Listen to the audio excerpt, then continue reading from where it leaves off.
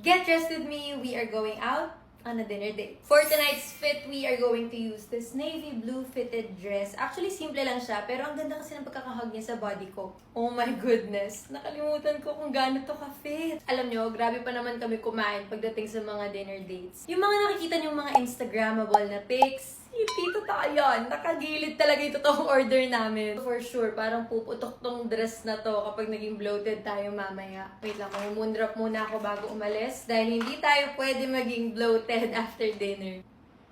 Alam nyo guys, ito yung pinaka-bet ko na lasa na ACV.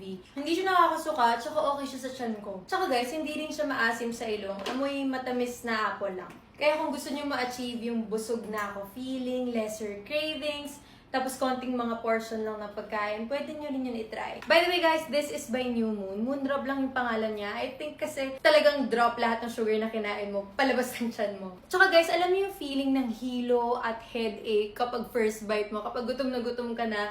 Ngayon mas relax na ako, mas ready na akong kumain. Ngayon talaga bye-bye bloating na. Mas confident na ako magsuot ng mga ganitong klaseng outfits. Ingat lang guys, kasi nakaka-addict siya. Pwede naman siya 2 beses sa isang araw, so 2 na lang. Okay guys, so here's the final look. Let's go, we are late. Nag-aantay na yung mga friends ko, bye!